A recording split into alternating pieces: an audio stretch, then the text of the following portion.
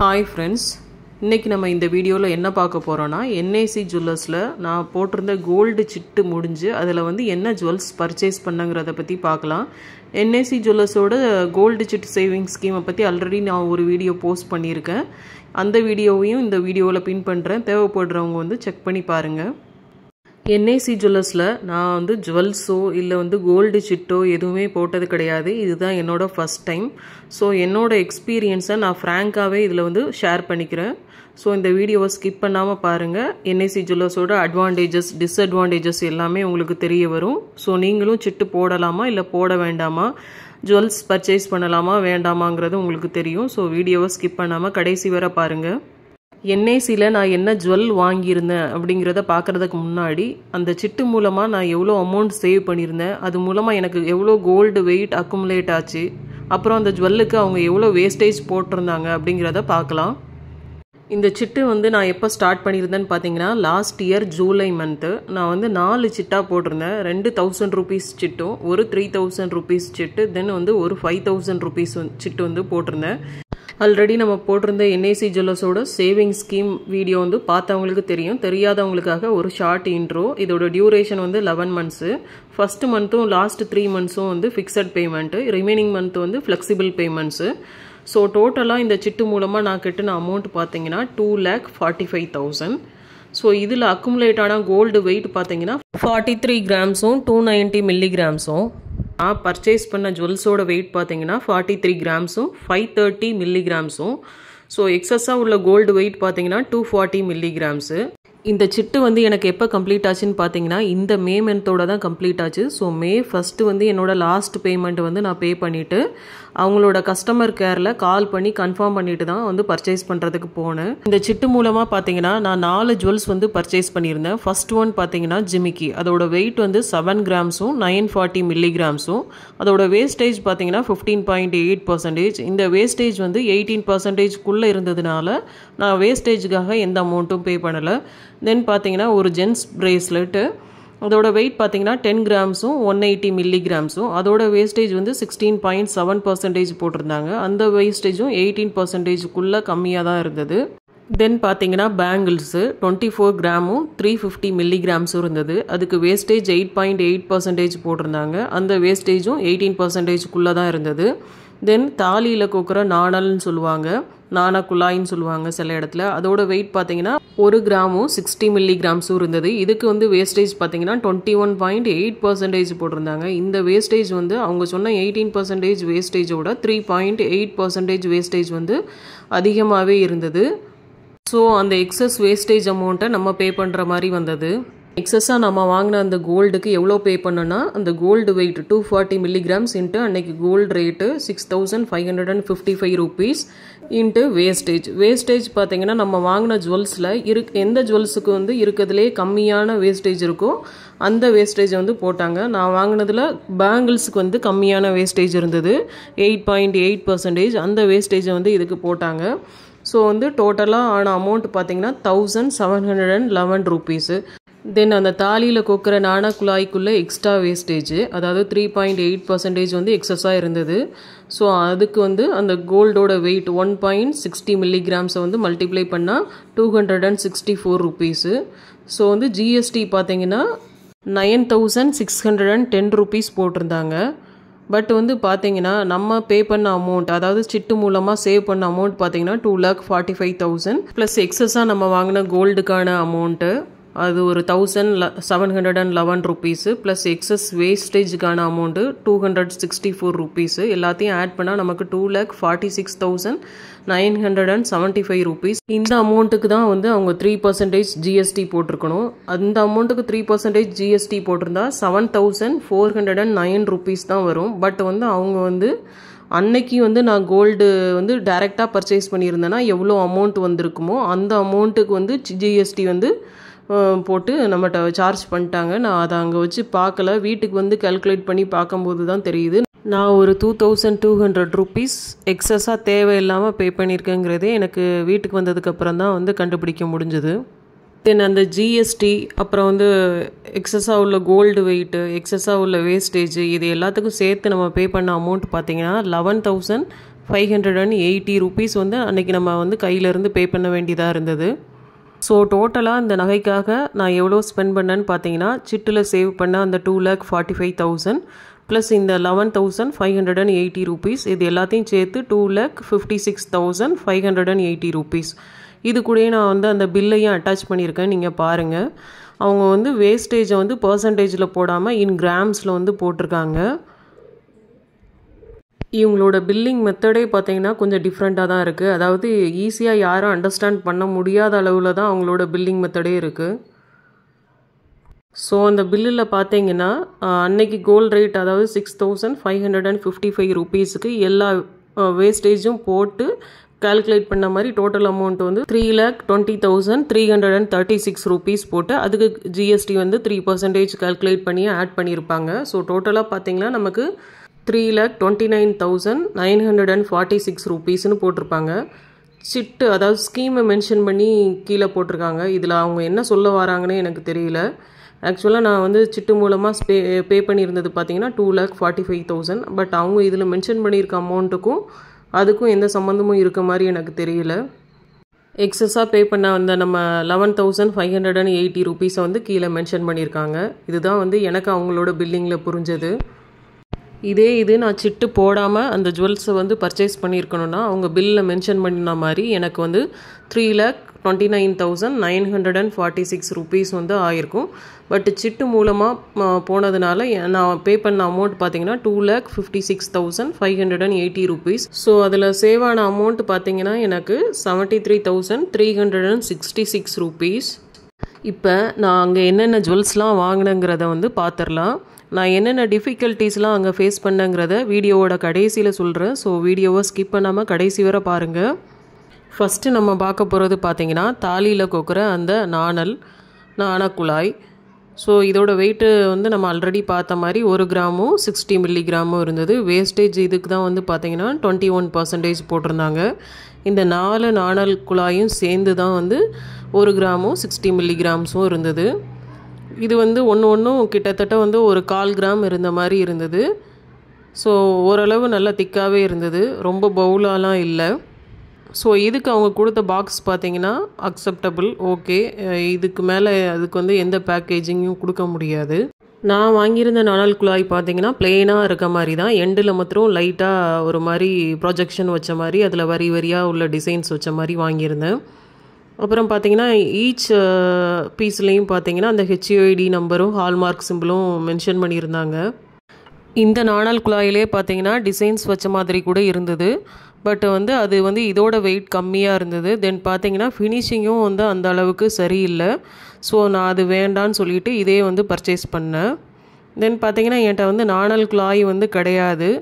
So இது இருக்கட்டும் அப்படிங்கிறதுனால இதை பர்ச்சேஸ் பண்ணேன். ரிமைனிங் வந்து 1 கிராம் இருந்தது. அதுக்கு வந்து என்ன பர்ச்சேஸ் பண்ணனே தெரியல. அங்கே இருக்க சேல்ஸ் பர்சன் சொன்னாங்க என்கிட்ட வந்து காயின்ஸாக நீங்கள் பர்ச்சேஸ் பண்ணிக்கோங்க அப்படின்னு சொன்னாங்க. எனக்கு வந்து அதில் விருப்பம் இல்லை. ஸோ இதே இருக்கட்டும் அப்படிங்கிறதுனால இதை நான் பர்ச்சேஸ் பண்ணேன். அடுத்து நம்ம பார்க்க போகிறது பார்த்திங்கன்னா ஜிமிக்கி. அதோட வெயிட் பார்த்திங்கன்னா கிட்டத்தட்ட 1 பவுனு, 7 கிராமும் 940 மில்லிகிராம்ஸும். 1 பவுனுக்கு வந்து 60 மில்லிகிராம்ஸ் வந்து கம்மி. இந்த ஜிமிக்கிக்கு எவ்வளோ வேஸ்டேஜ் போட்டிருந்தாங்கன்னு பார்த்தீங்கன்னா 15.8%. இந்த ஜிமிக்கி வச்சு கொடுத்துருக்க அந்த ஸ்டோரேஜ் பாக்ஸை பாருங்கள். ஜஸ்ட்டு வந்து ஒரு ரவுண்ட் பாக்ஸில் வந்து ஒரு பேப்பரில் வச்சு இந்த ஜிமிக்கியை பொதிஞ்சு உள்ளே வச்சு கொடுத்துட்டாங்க. நார்மலாக இயரிங் வைக்கிற பாக்ஸில் வந்து இந்த ஜிமிக்கியை வச்சு க்ளோஸ் பண்ண முடியல அப்படின்னு சொல்லிட்டாங்க. ஒரு 1 பவுன் ஜிமிக்கியே வந்து கொடுக்குறதுக்கு ப்ராப்பராக ஒரு ஸ்டோரேஜ் பாக்ஸ் இல்லைன்னா இது வெயிட் கூட உள்ள ஜிமிக்கிலாம் வாங்கும்போது அவங்க எப்படி கொடுப்பாங்கன்னு எனக்கு தெரியல. நம்ம கோல்டு ஜுவல்ஸ்லாம் வந்து ரொம்ப எக்ஸ்பென்சிவ். ஸோ அதை நம்ம எப்படி ஸ்டோரேஜ் பண்ணுறோம் அப்படிங்கிறத பொறுத்து தான் அதோட லைஃபே இருக்குது. சும்மா ஏதோ ஒரு டப்பாவில் இப்படிலாம் போட்டு நம்ம எடுத்துகிட்டு இருந்தோன்னா அது எப்படி லைஃப் இருக்குன்னு தெரில. இல்லை நான் ஒவ்வொரு டைமும் இதே மாதிரி பேப்பரில் வச்சு என்னால் எடுக்க முடியுமா, அதை நான் வந்து கண்டினியூ பண்ணுவேனான்னு எனக்கு தெரியல. நான் ஜுவல்ஸ் பர்ச்சேஸ் பண்ண போகும்போதே எப்படியாவது ஒரு ஜிமிக்கியும் ஒன்று வாங்கணும் அப்படிங்கிற மைண்ட் செட்டில் தான் போனேன். ஸோ அங்கே போய் பார்த்தா ஜிமிக்கீஸோட வெரைட்டிஸ் அந்த அளவுக்கு எதுவுமே இல்லை. மொத்தத்திலே பார்த்தீங்கன்னா ஒரு 10 ஜிமிக்கி தான் இருக்கும். அதில் எனக்கு பிடிச்சது பார்த்தீங்கன்னா நார்மலாக உள்ள இந்த கோல்டு ஜிமிக்கியில் 2 தான் எனக்கு பிடிச்சிருந்தது. இதுவும் இன்னொன்று வந்து எனாமல் வச்சதும் மாதிரியானது. அது வந்து இதோட கொஞ்சம் வெயிட் கூட 2 பவுண்ட் கிட்ட வரும். அப்புறம் பார்த்தீங்கன்னா இன்னொரு ஜிமிக்கி, அது வந்து ஆன்டிக்கில் பார்த்தேன். பட் வந்து அதோட ஃபினிஷிங்லாம் அந்த அளவுக்கு எனக்கு சரியில்லை, அதனால வந்து நான் வாங்கலை. இந்த ஜிமிக்கியும் பார்த்தீங்கன்னா பெருசாக சொல்லிக்கிற மாதிரியான டிசைன்லலாம் இல்லை. ஜிமிக்கி ஃபுல்லாக பார்த்தீங்கன்னா குட்டி குட்டியாக அந்த மாங்காய் ஷேப்பில் வந்து டிசைன் பண்ணியிருந்தாங்க. போத் அந்த ஸ்டட்டுலேயும் சரி, கீழே உள்ள ஜிமிக்கிலேயும் சரி. கீழே லாஸ்ட்டாக மாத்திரம் ரவுண்டாக அந்த அரும்பு மாதிரி வச்சுருந்தாங்க, அவ்வளோதான். அப்புறம் மெயினாக பார்த்தீங்கன்னா இந்த ஜிமிக்கி நான் எதுக்காக வாங்கினேன்னா, அந்த ஜிமிக்கியும் ஸ்டட்டையும் வந்து டிட்டாச் பண்ணுற மாதிரி இருந்தது. ஸோ இன்னொரு ஸ்டட்டு நான் ஒன்று வச்சுருக்கேன், அது கூட வந்து இதை பேர் பண்ணிக்கலாம் அப்படிங்கிறதுனால தான் மெயினாக இந்த ஜிமிக்கி வந்து நான் செலக்ட் பண்ணேன். அஸ் வெல் அஸ் இதோட வெயிட்டும் கம்மி, எனக்கு 1 பவுண்டுக்குள்ளே இருந்ததுனால இதை செலக்ட் பண்ணிக்கிட்டேன். அடுத்து நம்ம பார்க்க போகிறது பேங்கிள்ஸு. இந்த பேங்கிள்ஸ் பார்த்திங்கன்னா கிட்டத்தட்ட 3 பவுண்ட் கிட்ட வரும். அதாவது 24 கிராம்ஸும் 350 மில்லிகிராம்ஸும். இதுக்கு வேஸ்டேஜ் பார்த்தீங்கன்னா 8.8% போட்டிருந்தாங்க. நான் வழக்கமாக யூஸ் பண்ணுற பேங்கிள் சைஸ் வந்து 2.6 தான். பட் இந்த டைம் வந்து ஒரு சைஸ் வந்து எக்ஸ்ட்ரா வாங்கலாம் அப்படின்னு சொல்லிட்டு 2.8 செலக்ட் பண்ணி வாங்குறதுக்காக பார்த்தேன். பட் வந்து 2.8 சைஸில் வந்து பேங்கிள்ஸ் வெரைட்டியே அவ்வளோவா எதுவுமே இல்லை. தென் வந்து பார்த்தீங்கன்னா என்கிட்டையும் இந்த எனாமல் வச்ச மாதிரியான பேங்கிள்ஸ் கிடையாது. அதுக்காக இந்த பேங்கிளை செலக்ட் பண்ணேன். கிட்டத்தட்ட வேறு வழியே இல்லாமல் தான் செலக்ட் பண்ணேன்னு சொல்லலாம். ஸோ இதுலேயும் வந்து பெருசாக ஒன்றும் டிசைன்ஸ் இருக்காது. இந்த ஃப்ளவர் மாதிரி எனாமல் வச்சுருக்காங்க. தென் பார்த்தீங்கன்னா அதுக்கு கீழே லீஃப் பேட்டர்ன் மாதிரி இருக்கும். ஒரே ஒரு லீஃபில் வந்து க்ரீன் எனாமல் வச்சுருப்பாங்க. தென் ஹார்ட் ஷேப்பில் 2 டிசைன் மாதிரி கொடுத்துருப்பாங்க. அதுக்கு கீழே பார்த்தீங்கன்னா அந்த அரும்பரும்பாக இருக்க டிசைன் மாதிரி கொடுத்துருக்காங்க. ஸோ இந்த ஒரு பேங்கிளில் பார்த்தீங்கன்னா ஒவ்வொரு பேட்டர்னும் 3 பிளேசஸில் அல்டர்னேட்டிவாக இருக்க மாதிரி இருக்கும். தென் மெயினாக பார்த்தீங்கன்னா ஜிஆர்டிலாம் எடுத்துக்கிட்டிங்கன்னா வந்து அவங்களோட டேக்லேயே பார்த்தீங்கன்னா அந்த ஜுவல்லோட வெயிட் எவ்வளவு, தென் அதோட வேஸ்டேஜ் பர்சன்டேஜ் எவ்வளவுங்கிறத மென்ஷன் பண்ணியிருப்பாங்க. இந்த ஷாப்பில் பார்த்தீங்கன்னா அந்த ஜுவல்லோட வெயிட் என்னங்கிறத மட்டும்தான் மென்ஷன் பண்ணியிருக்காங்க. வேஸ்டேஜ் என்ன அப்படின்னு கேட்டால் நான் வந்து ஒவ்வொரு டைமும் நாங்கள் சிஸ்டமில் செக் பண்ணி தான் சொல்லணும் அப்படின்னு சொல்கிறாங்க. ஸோ வந்து ஒரு கஸ்டமர் வந்து ஒரு ஜுவல் எடுக்க வராங்கன்னா மெயினாக அந்த வேஸ்டேஜையும் பார்த்து தான் வந்து அந்த ஜுவல்லை வந்து செலக்ட் பண்ணுவாங்க. பட் வந்து இப்போ நம்ம வந்து நிறைய ஜுவல்ஸ் பார்க்கும்போது ஒவ்வொரு ஜுவல்லுக்கும் இதுக்கு வேஸ்டேஜ் என்ன, இதுக்கு வேஸ்டேஜ் என்னன்னு அவங்ககிட்ட கேட்க முடியாது. அப்படியே நம்ம கேட்டாலும் அவங்க சொல்கிற நிலைமையிலையும் இல்லை. நான் ஜுவல்ஸ் பார்த்துட்டு இருக்கும் போதும் அவங்க வந்து எனக்கு எந்த ஜுவல்ஸுக்கும் வந்து வேஸ்டேஜ் வந்து எவ்வளவுன்னு சொல்லவே இல்லை. கடைசி வரை எல்லாமே மலுப்பை தான் செஞ்சாங்க. நானும் வேறு வழியே இல்லாமல் வந்து ஜுவல்ஸை செலக்ட் பண்ணிவிட்டு கடைசியாக அவங்க பில் பண்ணும்போது தான் எனக்கு வேஸ்டேஜ் இவ்வளோ பர்சன்டேஜ்னே தெரியும். ஏன்னா வந்து வேறு ஆப்ஷன் இல்லை நமக்கு. அங்கே நம்ம வேஸ்டேஜ் என்னன்னு கேட்டாலும் திரும்ப அவங்க வந்து சிஸ்டமில் செக் பண்ணி சொல்கிறேன்னு தான் சொல்கிறாங்களே தவிர கடைசி வரை சொல்லவே இல்லை. நான் வந்து ஒரு 10 பேங்கிள்ஸ் பார்த்து கடைசியாக ஒன்றை ஃபைனலைஸ் பண்ணி இதுக்கு என்ன வேஸ்டேஜ் அப்படின்னு கேட்டாலும் அதையும் எனக்கு கடைசி வரை சொல்லலை. ஸோ வேறு ஆப்ஷனே இல்லாமல் நான் அன்றைக்கி பர்ச்சேஸ் பண்ணிட்டு வந்தேன். தென் வந்து பார்க்க போகிறது பார்த்திங்கன்னா பிரேஸ்லெட்டு. இந்த பிரேஸ்லெட்டோட வெயிட் பார்த்திங்கன்னா கிட்டத்தட்ட 10 கிராம்ஸும் 180 மில்லிகிராம்ஸும் நினைக்கிறேன். இதுக்கு வேஸ்டேஜ் பார்த்திங்கன்னா 16.7% போட்டிருக்காங்க. இந்த பிரேஸ்லெட் பார்த்திங்கன்னா ஜென்ஸ் பிரேஸ்லெட்டு, என் ஹஸ்பண்டுக்காக நான் வாங்கின பிரேஸ்லெட்டு தான். இதோட மாடல் பார்த்திங்கன்னா ஒரு மாதிரியான கேஸ்டிங் டைப் மாதிரி தான் இருக்கும். ஃப்ரண்ட் சைடில் ஒரு டிசைனும் பேக் சைடில் ஒரு டிசைனும் மாதிரி இருக்கும். அதாவது நம்ம 2-in-1 பர்பஸ் 2-in-1 மாடல் மாதிரி திருப்பி போட்டுக்கலாம். 1 பவுண்ட்லேயே கூட ஜென்ஸ் பிரேஸ்லெட் வந்து கொஞ்சம் பார்வையாக இருக்க மாதிரிலாம் இருந்தது. பட் வந்து அது அந்தளவுக்கு லைஃப் வராது. தென் வந்து பவுலாக இருக்குங்கிறதுனால நான் அதை வந்து சூஸ் பண்ணலை. இந்த பிரேஸ்லெட்டை தான் வந்து சூஸ் பண்ணேன். பிரேஸ்லெட்லேயும் சொல்லிக்கிட்டுற மாதிரி நிறைய ஆப்ஷன்ஸ்லாம் அங்கே இல்லை. கம்மியான வெரைட்டிஸ் தான் வந்து இருந்தது. பிரேஸ்லெட்டோட ஒரு சைடில் பார்த்தீங்கன்னா கேஸ்டிங் டிசைன் மாதிரியும், அதர் சைடில் பார்த்தீங்கன்னா ஒரு மாதிரி மெஷின் கட் மாதிரி ஒரு ஷைன் ஆகிறதுக்கு ஒரு டிசைன் மாதிரியும் கொடுத்துருந்தாங்க. என் ஹஸ்பண்டுக்கும் பார்த்தீங்கன்னா அந்த பிரேஸ்லெட் அந்த அளவுக்கு பிடிக்கல. இருக்கிறதுலேயே ஓரளவு நல்லா இருக்குதா பார்த்து ஏதோ ஒன்று வாங்கிட்டு வந்தோம். தென் பார்த்தீங்கன்னா அந்த பிரேஸ்லெட்டுக்கு கொடுத்துருக்க பாக்ஸை பாருங்கள். ஃபஸ்ட்டு ஒன்று அந்த ஒயிட் கலரில் இருக்கிறது வந்து ஜிஆர்டியில் கொடுத்தது, இந்த ப்ளூ கலரில் இருக்கிறது வந்து என்ஐசியில் கொடுத்தது.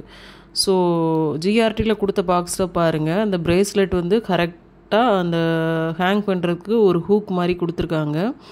அப்புறம் வந்து அந்த பிரேஸ்லெட் பாக்ஸ்க்குள்ளேயே வந்து பிரேஸ்லெட் வந்து அடங்குற மாதிரி இருக்குது. இவங்க கொடுத்துருக்க பாக்ஸ் வந்து பிரேஸ்லெட்டோட சின்னது. ஸோ வந்து பிரேஸ்லெட்டை வந்து நம்ம மடக்கி வைக்கும்போது வந்து அது வந்து கிராக் ஆகிறதுக்கு நிறைய வாய்ப்பு இருக்குது. ஸோ வந்து நம்ம ஒரு கோல்டு ஜுவல் வாங்குகிறோன்னா நினச்ச உடனே ரெடி கேஷ் கொடுத்து எல்லாராலையும் வாங்கிட முடியாது. ஒவ்வொரு மாதம் கொஞ்சம் கொஞ்சம் அமௌண்ட்டாக நம்ம கஷ்டப்பட்டு சேர்த்து ஒரு ஜுவல்லை வந்து பர்ச்சேஸ் பண்ணுறோன்னா அதை வந்து நம்ம ஒரு திருப்தியோடு பர்ச்சேஸ் பண்ணிட்டு வரணும். இந்த ஷாப்பில் வந்து எனக்கு பர்ச்சேஸ் பண்ணும்போது அந்த திருப்தி எதுவுமே இல்லை. தென் பார்த்தீங்கன்னா ஈவன் அந்த ஸ்டோரேஜ் பாக்ஸ் கூட அவங்க கரெக்டாக அதை ப்ராப்பராக ஸ்டோர் பண்ணுற மாதிரி ஒரு பாக்ஸ் கொடுக்கல. ஒரு கோல்டு ஜுவல்லை வந்து நம்ம வாங்குறோன்னா அதை ப்ராப்பராக எப்படி பாக்ஸில் வச்சு ஸ்டோர் பண்ணுறோமோ அதை பொறுத்து தான் வந்து அதோட லைஃப் வந்து மெயினாக இருக்கும். பட் வந்து நம்ம ஏனாதவனான்னு ஒரு பாக்ஸில் சுருட்டி போடும்போது அதோட லைஃப் வந்து கட்டாயம் வந்து இருக்காது. மெயினாக பார்த்தீங்கன்னா இந்த பிரேஸ்லெட்டையும் ஜிமிக்கியும் அதுக்குண்டான ப்ராப்பர் பாக்ஸில் வச்சு அவங்க எனக்கு வந்து கொடுக்கல. என்ஐசிக்குன்னு பார்த்தீங்கன்னா எந்த ஆப்பும் வந்து கிடையாது. ஈவன் சிட் அமௌண்ட் வந்து நம்ம பே பண்ணால் கூட அவங்களோட வெப்சைட்டில் தான் போய் பே பண்ணுற மாதிரி இருக்குது. ஈவன் அவங்க வெப்சைட்டில் நம்ம பே பண்ணாலும் அதை வந்து அப்டேட் பண்ணும்போது அதில் வந்து நிறைய மிஸ்டேக்ஸ் வந்து ஆகுது. ஃபார் எக்ஸாம்பிள் நம்ம வந்து அமௌண்ட் பே பண்ணால் கூட 4-5 days ஆனாலும் அதை அப்டேட் பண்ணுறதில்ல. அப்படியே பண்ணாலும் வந்து தப்பாக அமௌண்ட் வந்து அப்டேட் பண்ணுறது. ஃபார் எக்ஸாம்பிள் நான் ஒரு 2-3 சீட்டு போட்டிருக்கேன்னா நான் வந்து 2வது சீட்டுக்கு வந்து அமௌண்ட் பே பண்ணேன்னா அவங்க வந்து 3rd சீட்டுக்கு வந்து அமௌண்ட் அப்டேட் பண்ணுறது அப்படி வந்துலாம் பண்ணிகிட்டு இருந்தாங்க. ஸோ இதையுமே நான் வந்து கஸ்டமர் கேருக்கெலாம் கால் பண்ணி கேட்டிருக்கேன். ஃபஸ்ட்டு ட்ராபேக் என்ன கேட்டிங்கன்னா அவங்களோட வெப்சைட்டு. நான் வந்து ஜுவல் வந்து பர்ச்சேஸ் பண்ணுற அன்னைக்கு கூட எனக்கு இந்த இஷ்யூ ஆச்சு. ஆக்சுவலாக வந்து நான் அமௌண்ட் வந்து பே பண்ணிட்டேன். 4 சிட்டு போட்டிருந்ததில் 4 சிட்டுக்குமே அமௌண்ட் வந்து பே பண்ணிட்டேன். பட் பார்த்தீங்கன்னா அதில் வந்து ஒரு சிட்டுக்கு தான் அமௌண்ட் வந்து அப்டேட் ஆகியிருந்தது, அதாவது 11th மந்த்துக்கு. மித்த 3 சிட்டுக்கும் பார்த்தீங்கன்னா 11th மந்த்துக்கு அந்த அமௌண்ட் வந்து அப்டேட் ஆகலை. ஸோ கடைசியாக நான் பர்ச்சேஸ் பண்ணுற நேரத்தில் வந்து அவங்க பண்ண முடியாது, இதுக்காக வந்து நீங்கள் நாளைக்கு வாங்க, நாளாக கழிச்சு வாங்கன்னு சொல்லிட்டு இருந்தாங்க. நான் பர்ச்சேஸ் பண்ண போனது பார்த்தீங்கன்னா என்ஐசியோட டி நகர் பிரான்ச்சு. அங்கே தான் இதெல்லாம் நடந்தது. எனக்கு 2 சின்ன குழந்தைங்க இருக்காங்க. தென் லாங் டிஸ்டன்ஸ்லேருந்து வரதுனால செப்பரேட்டாக இதுக்காகலாம் வர முடியாதுன்னு சொல்லியும் அவங்க வந்து அக்செப்ட் பண்ணுற மாதிரி தெரியல.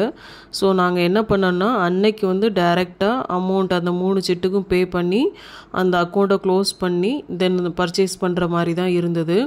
நான் ஆல்ரெடி வந்து அந்த 3 சிட்டுக்கும் வந்து ஆன்லைனில் பே பண்ண அமௌண்ட்டை வந்து அவங்க வந்து ரீஃபண்ட் பண்ணுறேன் அப்படின்னு சொல்லியிருந்தாங்க. அப்படி சொல்லியும் வந்து என்னைய ரீஃபண்ட் பண்ணாமல் அதை வந்து இன்னொரு சிட்டாக வந்து கன்வெர்ட் பண்ணுறதுக்கு தான் நிறைய பிரெயின் வாஷ் பண்ணாங்க. பட் வந்து எனக்கு இந்த எக்ஸ்பீரியன்ஸே ரொம்ப போதுமானதாக இருந்தது. அதனால் இன்னொரு சிட்டு போடுறதுக்கு எனக்கு எந்த ஒரு இஷ்டமும் இல்லை. ஸோ நியூ சிட்டு வந்து நான் ஸ்டார்ட் பண்ணலை. தென் வந்து அவங்க ரீஃபண்ட் பண்ணுறேன்னு சொன்ன அமௌண்ட்டும் பார்த்தீங்கன்னா நான் பர்ச்சேஸ் பண்ணி மோர் தென் 1 வீக் ஆயிடுச்சு, இன்னும் அந்த அமௌண்ட் வந்து எனக்கு ரீஃபண்ட் ஆகலை. தென் பார்த்தீங்கன்னா கஸ்டமர் சர்வீஸ் வந்து என்ன கேட்டிங்கன்னா அங்கே ஒஸ்ட்டுன்னு தான் சொல்லுவேன். தென் அங்கே இருக்க மேனேஜர் கூட வந்து நமக்கு ரெஸ்பான்ஸ் பண்ணுறது பார்த்திங்கன்னா ஒரு ஃப்ரெண்ட்லி மேனரில் இல்லை, கொஞ்சம் ரூடாக இருந்த மாதிரி தான் எனக்கு தோணுச்சு. ஓரளவு க்ரௌடடாக இருந்தால் கூட பரவாயில்ல, ஏதோ வந்து ஒரு டென்ஷனில் இருக்காங்க அப்படின்னு கூட நம்ம நினைக்கலாம். பட் நாங்கள் போன அன்னைக்கு பார்த்திங்கன்னா அந்த அளவுக்கு க்ரௌடெல்லாம் ஒன்றுமே இல்லை. தென் மெயினாக பார்த்தீங்கன்னா கலெக்ஷன்ஸ் வந்து அந்த அளவுக்கு இல்லை. ஃபார் எக்ஸாம்பிள் ஒரு பேங்கிள்னு எடுத்துக்கிட்டிங்கன்னா அதில் வந்து 2.8, 2.6, 2.4 நிறைய பேங்கிள் சைஸ் இருக்குது. இப்போ 2.8ன்னு எடுத்துட்டிங்கன்னா அதில் ஒரு 4-5 டிசைன் தான் வச்சுருக்காங்க. 2.6னா அதில் ஒரு 4-5 டிசைன் தான் இருக்குது. இந்த 4-5 டிசைனுக்குள்ளே தான் நம்ம ஏதோ ஒரு டிசைனை வந்து செலக்ட் பண்ணிவிட்டு வாங்கிட்டு வர மாதிரி இருக்குது. ஸோ எனக்கு டிசைன்ஸ் வந்து மேட்டர் இல்லை, ஏதோ கம்மியான வேஸ்டேஜில் ஏதோ ஒரு ஆர்னமெண்ட்டாக இருக்கணும் அப்படின்னு நினைக்கிறவங்க வந்து என்ஐசியில் போய் தாராளமாக பர்ச்சேஸ் பண்ணலாம். ஃபைனலாக ஒரு கன்க்ளூஷன், வேஸ்டேஜ் பார்த்தீங்கன்னா ஓப்பனாக டேக்கில் போட்டிருக்கலாம், பட் போடலை. அது வந்து ஒரு ஹைட் அண்ட் சீக் கேம் மாதிரி தான் இருந்தது. அப்புறம் பார்த்தீங்கன்னா வெப்சைட் இஷ்யூ. தென் பார்த்தீங்கன்னா நிறைய கலெக்ஷன்ஸ் இல்லை. தென் வந்து கஸ்டமர் சர்வீஸ் சாட்டிஸ்ஃபை பண்ணுற மாதிரி இல்லை. இதுதான் என்னோடய எக்ஸ்பீரியன்ஸ் என்ஐசியில். இந்த வீடியோ உங்களுக்கு பிடிச்சிருந்தா ப்ளீஸ் லைக் பண்ணுங்கள், ஷேர் பண்ணுங்கள் அண்ட் சப்ஸ்கிரைப் பண்ணுங்கள். Stay tuned. See you soon in another video. Thank you.